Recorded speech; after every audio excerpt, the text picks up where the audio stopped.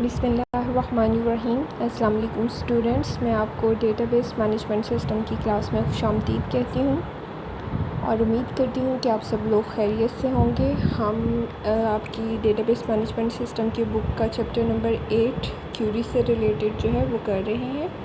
आइए हम अपने आज के टॉपिक का बाकायदा आगाज़ करते हैं। आज जो हमने क्यूरीज़ को हमने स्टार्ट कर लिया था, उसमें हमने मल्टीपल कॉलम्स से डेटा किस तरह से फैच किया जाता है, सिंगल कॉलम से डेटा किस तरह से फैच किया जाता है, ये देख लिया था। आज हमने देखना है select statement with the where clause, यानी मुख्तलिफ़ क्लासेस को देखना है कि वेयर क्लास के अंदर अगर हमने वेयर जो है अपनी क्यूरी के अंदर यूज़ करना है तो उसको हम किस तरह से करेंगे। पहले हमने फ्रॉम क्लास तक जो है वो किया है फ्रॉम। अब देखते हैं कि फ्रॉम के साथ वेयर क्लास जो है वो कहाँ पर एडजस्ट करते हैं। Where clause is use to retrieve a data from a table conditionally, यानी अगर हम टेबल के ऊपर कोई कंडीशन लगाते हैं तो हम वेयर क्लास के थ्रू लगाते हैं। It can appear only after the from class, यानी हम पहले ये बताएंगे कि हमें किस टेबल से डेटा लेना है, दैन उसके बाद वेयर क्लास के अंदर हम कंडीशन लगाएंगे। वो कंडीशन हम किस तरह से लगाएंगे उसका सिंटेक्स मैं आपको बताती चलूँ। तो यहाँ पर मेरे पास जो है वो सिंटेक्स इसका दिया गया है। सिंटेक्स में अगर आप देखें तो यहाँ पर बताया गया है सेलेक्ट, जैसे हम वो कीवर्ड यूज़ करते हैं कॉलम्स, जितने कॉलम्स आप सेलेक्ट करना चाहते हैं। फ्रॉम कहाँ से, यानी टेबल का नेम हम आगे देंगे, और वेयर के अंदर हम जो भी कंडीशन अप्लाई करना चाहते हैं वेयर क्लास के अंदर हम वो कंडीशन अप्लाई कर देंगे। तो ये क्यूरी लिखने का तरीका है विद द वेयर क्लास। इसकी एक एग्जांपल दी हुई है, write a query that display the record of a clerk from employee table, यानी आपने एम्प्लॉय के टेबल में से डेटा लिखना है, लेकिन किसका डेटा लिखना है, जहाँ पर सिर्फ क्लर्क को आपने चूज़ करना है। आपके पास एम्प्लॉय का एक टेबल था जिसके अंदर जॉब के अंदर मुख्तलिफ़ लोगों का डेटा था, यानी जॉब के हवाले से क्लर्क भी थे, सेल्समैन भी थे। तो उनमें से आपने सिर्फ़ और सिर्फ किन लोगों का डेटा लिखना है, जो कि क्लर्क हैं। तो इस क्यूरी को लिखने का तरीक़ाकार क्या होगा, सेलेक्ट स्टैटिक इसलिए लगाया कि हम चाहते हैं कि तमाम कॉलम से डेटा जो है वो फैच होके आए। सेलेक्ट स्टैटिक फ्रॉम एम्प्लॉय, तो तमाम कॉलम डिस्प्ले होंगे। वेयर, जहाँ पर job is equal to clerk, और जॉब क्या होगी, क्लर्क होगी, यानी सिर्फ क्लर्क का डेटा जो है जॉब वाले कॉलम से फैच होके आएगा। तो जॉब वाले कॉलम के ऊपर हमने कंडीशन जो है वो वेयर क्लास के थ्रू यहाँ पर लगा दी है। ठीक है, तो अब जब हमारे पास टेबल डिस्प्ले होगा तो टेबल के अंदर employee number, employee name, job, hire date, sales वगैरह की सारा डेटा वैसे का वैसे डिस्प्ले होगा, लेकिन सिर्फ जॉब वाला जो कॉलम है उसके अंदर हमारे पास डेटा जो है किन लोगों का डिस्प्ले होगा, क्लर्क का। तो ये सारा डेटा जो है हमारे पास डिस्प्ले हो रहा है सिर्फ और सिर्फ क्लर्क का। ये हमने किसके थ्रू किया है, वेयर क्लास के थ्रू, यूजिंग कोड्स। अब कोड की बात कर रहा है, जैसे अगर आप यहाँ आपको नज़र आ रहा हो तो क्लर्क को हमने इनक्लोज किया है किसके अंदर, सिंगल कोड्स के अंदर। तो कोड के हवाले से क्या बात की जा रही है, SQL uses a single quote. SQL में हम ज़्यादातर सिंगल कोड यूज़ करते हैं अराउंड द टेक्स्ट वैल्यू, जहाँ पर हमने टेक्स्ट वैल्यू डिस्प्ले करनी हो। Most database system also accept the double quotes. ज़्यादातर डेटाबेस जो हैं वो उनके अंदर हम डबल कोड्स भी यूज़ कर सकते हैं। Numeric value should not be enclosed in a codes. अगर हम कोई न्यूमेरिक वैल्यू यूज़ करें तो उसको कोड्स के अंदर बंद करने की ज़रूरत नहीं है, या उनको कोड के अंदर बंद नहीं करना चाहिए। उसके बाद हमारे पास आती है select statement with order by class. Order by जैसे कि उसके नाम से ज़ाहिर है, यानी अगर हम अपने रिकॉर्ड्स को अरेंज करना चाहते हैं किस तरह से, यानी अगर हम उसको असेंडिंग डिसेंडिंग ऑर्डर में अरेंज करना चाहते हैं। आपको पता है दो तरह के ऑर्डर होते हैं। असेंडिंग में क्या होता है, वैल्यू फर्स्ट प्लेस पे आपके पास छोटी वैल्यू होती है, लास्ट प्लेस पर सबसे बड़ी वैल्यू होती है। उसके बाद अगर हम डिसेंडिंग की बात करते हैं तो डिसेंडिंग के अंदर हमारे पास फर्स्ट प्लेस पर सबसे बड़ी वैल्यू होती है और लास्ट प्लेस पर सबसे छोटी वैल्यू होती है। उसके अकॉर्डिंगली हम वैल्यूज़ को अरेंज कर सकते हैं। तो order by clause is use to sort the rows, ये रोज़ को सॉर्ट करने के लिए यूज़ होता है। The process of arranging data और record in a sequence is called a sorting, यानी अगर हम सीक्वेंस में एक तरतीब से डेटा को अरेंज करते हैं तो वो हमारे पास क्या कहलाएगा, सॉर्टिंग कहलाएगा। सॉर्ट कैन बी असेंडिंग और डिसेंडिंग, ये मैं ऑलरेडी आपको बता चुकी हूँ। अगर हमारे पास 1 2 3 4 है तो ये हमारे पास किसकी एग्जांपल होगी, असेंडिंग की। अगर 4 5 4 3 2 1 है तो वो हमारे पास डिसेंडिंग की एग्जांपल होगी। अच्छा, सीक्वल के अंदर यानी अगर हमने क्यूरी लिखनी है तो उसके अंदर हम असेंडिंग डिसेंडिंग के लिए ज़ाहिर सी बात है उसको स्पेसिफाई करने के लिए कोई कीवर्ड यूज़ करेंगे। तो सीक्वल के अंदर हम कौन सा कीवर्ड यूज़ करते हैं, ASC असेंडिंग के लिए, specify ascending sort, and descending के लिए DESC कीवर्ड फॉर डिसेंडिंग। ये हम दोनों जो है वो कैपिटल लेटर्स में लिखेंगे। इफ़ नीदर इज़ स्पेसिफाइड, अगर हम इन दोनों में से कोई भी स्पेसिफाई नहीं करते तो बाय डिफ़ॉल्ट जो सीक्वल अरेंज करता है रिकॉर्ड को वो किस में कर देता है, असेंडिंग ऑर्डर में। Order by must always be a last class in a select statement. Select statement जब हम लिखते हैं तो उसके अंदर मुख्तलिफ़ क्लासेस होती हैं, जैसे फ्रॉम क्लास, वेयर क्लास, और उसके बाद अगर हम उसको अरेंज भी करना चाहते हैं तो उसमें हमारे पास जो ऑर्डर बाय क्लास होगी वो हमारे पास लास्ट क्लास होगी।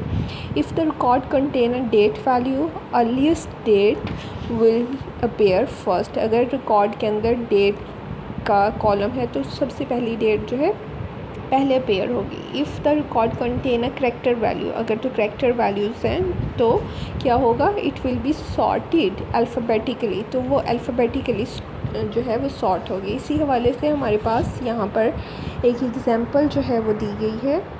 क्या कहा गया है, write a query that displays the employee in alphabetical order with respect to name. आपने एम्प्लॉयज़ का डेटा कहाँ से डिस्प्ले करवाना है, एम्प्लॉय के टेबल में से, और एम्प्लॉय के नेम जो हैं वो ऑर्डर बाय करने हैं, उनको सॉर्ट करना है अल्फ़ाबेटिकल ऑर्डर में।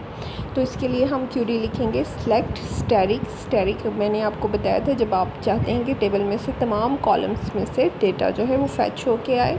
Select static from employ, from यानी कि जो एम्प्लॉय टेबल का नेम है, ऑर्डर बाय आगे हम क्लास यूज़ कर रहे हैं, एम्प्लॉय नेम, उसको ऑर्डर बाय किस चीज़ को करना है, आपने एम्प्लॉय नेम को करना है। जब आप उसको कह रहे हैं कि एम्प्लॉय नेम को ऑर्डर बाय करें तो इसका क्या मतलब है कि एम्प्लॉय नेम को वो अल्फ़ाबेटिकली अरेंज कर दे। ज़ाहिर सी बात है मुख्तलिफ़ लोगों का डेटा होगा, जैसे कुछ लोगों का नेम A से स्टार्ट हो रहा होगा, B से स्टार्ट हो रहा है, C से स्टार्ट हो रहा होगा, तो उसमें वो क्या करेगा, जिन लोगों के नाम A से होंगे उनको पहले लिख दे, जिनके B से स्टार्ट हो रहे हैं उनको बाद में लिख देगा। अब अगर हम इसी क्यूरी का रिज़ल्ट देखते हैं तो अगर आप रिज़ल्ट देखें तो ये आपके पास उसका रिज़ल्ट जनरेट होकर आया इस क्यूरी के नतीजे में। तो इसमें हमारे पास एम्प्लॉय नेम्स पे आप पर्टिकुलरली अगर गौर करते हैं, एम्प्लॉय नेम को अगर आप देखते हैं तो एम्प्लॉय नेम हमारे पास जो है वो सारे ऑर्डर में होके आ गए हैं और बाकी का डेटा जो है वो हमारे पास उनके अकॉर्डिंगली अरेंज होके आ गया है।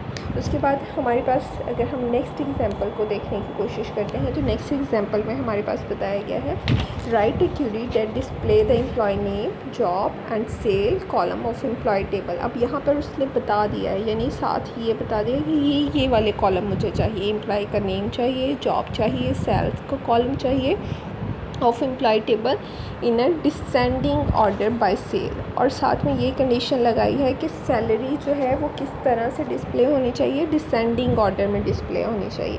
तो इसके लिए आप क्या क्यूरी लगाएंगे, सेलेक्ट एम्प्लॉय नेम, ये देखें select employee name, job, sale. हमें पता है कि हमने जब मल्टीपल कॉलम लिखने होते हैं तो हम कॉमा डाल के लिखते हैं। उसके बाद फ्रॉम क्लास आ गई, from employee table, and order by किससे किया, सेल डिसेंडिंग, यानी सैलरी जो है वो डिसेंडिंग ऑर्डर में डिस्प्ले हो। अब इसको एक सिंगल लाइन में भी लिख सकते हैं और तीनों लाइनों में भी लिख सकते हैं। The column after the order by clause is not required to appear in a select clause also. अब इसका रिज़ल्ट जो डिस्प्ले हुआ, रिज़ल्ट में हमारे पास आप देखें कि एम्प्लॉय का डेटा आ गया, जॉब का डेटा आ गया और सेल्स का डेटा आ गया, सैलरी यानी। अब सैलरी जो है वो हमारे पास किस तरह से आ रही है, डिसेंडिंग ऑर्डर में आ रही है, यानी जिसकी सैलरी सबसे ज़्यादा थी वो सबसे पहले डिस्प्ले होगी, जैसे यहाँ पर 5000, ठीक है। तो सबसे लास्ट में आप देखें तो सबसे छोटी वैल्यू डिस्प्ले हो रही है 800, यानी जिसकी सैलरी लोएस्ट थी वो सबसे लास्ट में डिस्प्ले हुई। तो ये हमारे पास डेटा जो है वो डिसेंडिंग ऑर्डर में अरेंज होके आ गया है। ओके, देन इसके बाद हम देखते हैं ऑर्डरिंग बाय मैनी कॉलम्स। अगर आप एक से ज़्यादा कॉलम्स को ऑर्डर करना चाहते हैं तो इसके लिए क्या करना पड़ेगा, इसके लिए हम मल्टीपल कॉलम्स लिखेंगे डेफिनेटली उसके साथ ऑर्डर बाय क्लास के अंदर। राइट अ क्वेरी, यहाँ पर उसने एक एग्जांपल दी है, write a query that display the name and salary of employee from employee table. Employee के टेबल में से आपने दो चीज़ें डिस्प्ले करवानी है, एक आपने नेम डिस्प्ले करवाना है और दूसरा क्या डिस्प्ले करवाना है, सैलरी डिस्प्ले करानी है। रिज़ल्ट में should be sorted in ascending order. आपका रिज़ल्ट जो है वो सॉर्ट होना चाहिए ऑर्डर बाय डिपार्टमेंट नंबर, उनके डिपार्टमेंट नंबर के हवाले से, and then in a descending order by sale. और सैलरी जो है वो डिसेंडिंग ऑर्डर में होनी चाहिए और डिपार्टमेंट नंबर के हवाले से इनका जो नाम है या जो इनका डेटा है वो क्या होना चाहिए, असेंडिंग ऑर्डर में होना चाहिए। आप टेबल के ऊपर जब आप अप्लाई करेंगे कंडीशन तो आप किस तरह से करेंगे, सिलेक्ट हम क्या क्या चीज़ें डिस्प्ले करवाना चाहते हैं, एम्प्लॉय का नेम एंड सैलरी फ्रॉम, कहाँ से, एम्प्लॉय के टेबल से, ऑर्डर बाय किस हवाले से करना है, डिपार्टमेंट नंबर के हवाले से। मैंने आपको ये बताया था कि अगर आप ऑर्डर बाय क्लास के अंदर कुछ भी मेंशन नहीं करते तो आपका रिकॉर्ड जो है वो ऑटोमेटिकली असेंडिंग ऑर्डर में डिस्प्ले करता है। तो डिपार्टमेंट नंबर ऑटोमेटिकली वो क्या करेगा, असेंडिंग ऑर्डर के हवाले से उनसे डेटा जो है वो लेगा। और सेल्स डिसेंडिंग में, यानी सैलरी जो है वो आपकी क्या कर रहा है, सेल नहीं है सॉरी सेल डिसेंडिंग का मतलब क्या है कि सैलरी जो है वो आपकी डिसेंडिंग ऑर्डर में डिस्प्ले होगी। अब ये डिपार्टमेंट नंबर के हवाले से डेटा जो है वो फैच होकर आ रहा है और उसमें असेंडिंग, डिपार्टमेंट नंबर के हवाले से असेंडिंग है और सैलरी के हवाले से ये डिसेंडिंग ऑर्डर में है, ये इसका रिज़ल्ट है। आप इसको अपना जो टेबल है डेटाबेस का जो इसके लिए दिया गया है एम्प्लॉय का जिसके अंदर डेटा है वो आप उसके साथ कंपेयर करके भी देख सकते हैं। नेक्स्ट हम देखते हैं ऑपरेशंस हैं कुछ सीक्वल के, और वो ऑपरेशन क्या है, operation in a SQL, different operation in a SQL are as follow. Arithmetic operation से हम मुख्तलिफ अरेथमेटिक ऑपरेटर जो है वो अप्लाई कर सकते हैं। Mathematical operators are the symbol that are use to perform a arithmetic operation on a data. ये हमें पता है कि अरेथमेटिक ऑपरेशन परफॉर्म करने के लिए यूज़ होते हैं।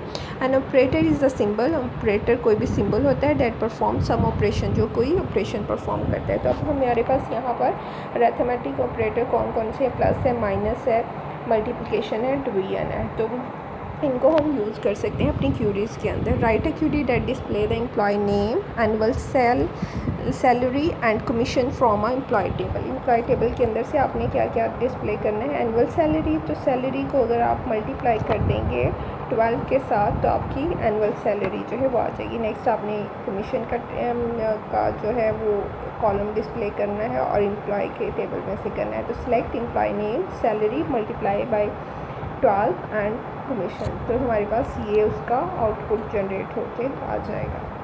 ठीक है, आप इसको वेरीफाई करके भी देख सकते हैं। नेक्स्ट हमारे पास है ऑपरेटर्स प्रेसिडेंस। ऑपरेटर प्रेसिडेंस आपको पता है कि जब हमारे पास एक से ज़्यादा ऑपरेटर जो है वो किसी स्टेटमेंट के अंदर आ रहे हों तो हम उनको प्रेसिडेंस के हवाले से सॉल्व करते हैं, हायरार्की को फॉलो करते हैं। जैसे मल्टीप्लिकेशन और डिवीजन की प्रेसिडेंस जो है वो ज़्यादा होती है एडिशन और सब्ट्रैक्शन से, और अगर हमारे पास सेम प्रेसिडेंस के ऑपरेटर यूज़ हो रहे हों तो हम क्या कर रहे होते हैं कि हम उनको लेफ़्ट टू राइट और राइट टू लेफ़्ट जो है वो मेजर करते हैं, या फिर पैरेंथेसिस लगा के प्रेसिडेंस को जो है इम्पोज करते हैं। अब यहाँ पर ऑपरेटर प्रेसिडेंस की बात हो रही है, तो ऑपरेटर प्रेसिडेंस में आपको पता है आप बोर्ड मास का रूल फॉलो करते हैं, यानी ब्रैकेट सबसे पहले ऑफ, फिर उसके बाद एडिशन, सब्ट्रैक्शन, मल्टीप्लिकेशन, ये जैसे हम जो है उसमें देखते हैं। अब आपने उस हवाले से बोर्ड मास लिखा, यानी division, multiplication, addition and subtraction, फिर इस तरह इस हवाले से हम जो है इसको सॉल्व करते हैं। जैसे बोर्ड मास, ठीक है। इसमें आप देखें तो सबसे पहले हमारे पास ब्रैकेट सॉल्व होती है, फिर ऑफ सॉल्व होते हैं, फिर डिवीजन, फिर मल्टीप्लिकेशन, फिर एडिशन और फिर सब्ट्रैक्शन। हम इस प्रेसिडेंस को जो है वो फॉलो अप करते हैं, इसको चेक करते हैं। और अगर हमारे पास ये सारे जो हैं वो एक ही रो में यानी आ रहे हों तो फिर लेफ़्ट टू राइट और राइट टू लेफ़्ट जो है वो ऑपरेटर्स को चेक किया जाता है। अच्छा ठीक है। अब यहाँ पर हमारे पास जैसे डेटा दिया गया है, select employee name salary plus 250 multiplication 12। अब इसके अंदर अगर आप देखें तो हमारे पास जो है वो मल्टीप्लिकेशन वाला कॉलम यानी मल्टीप्लिकेशन जो है वो पहले होगी, यानी 250 को हम मल्टीप्लाई करेंगे 12 के साथ बॉडमॉस रूल के हवाले से, उसके बाद उसको ऐड करेंगे सैलरी के अंदर। यही यहाँ पर बताया गया है, ठीक है। लेकिन अगर हम एग्जांपल के अंदर पैरेंथेसिस लगा के इन्फोर्समेंट कर देते हैं, जैसे यहाँ पर हमने बताया कि एम्प्लॉय का नेम और सैलरी के अंदर 250 ऐड करो पहले, देन उसको मल्टीप्लाई करो 12 के साथ, तो फिर इस तरीके से होगा कि सैलरी के अंदर पहले 250 ऐड होगा, देन उसको मल्टीप्लाई किया जाएगा 12 के साथ। तो फिर रिकॉर्ड जो है ये डेटा जो है वो आपका डेफिनेटली मुख्तलिफ़ तरह से डिस्प्ले होगा, उसका रिज़ल्ट जो है ये डिस्प्ले होगा। और यहाँ पर आप देखें कि अगर आप इस तरह से सिंपली करते हैं तो वो ऑटोमेटिकली 250 को पहले मल्टीप्लाई करेगा 12 से, देन सैलरी में ऐड करेगा, तो दोनों का रिज़ल्ट जो है वो डिफरेंट हो जाएगा। इनसे रिलेटेड आप लोगों का कोई क्वेश्चन है, कोई क्वेरी है, कोई चीज़ नहीं समझ आई तो आप लोग मुझसे पूछ सकते हैं नेक्स्ट लेक्चर के लिए। अल्लाह।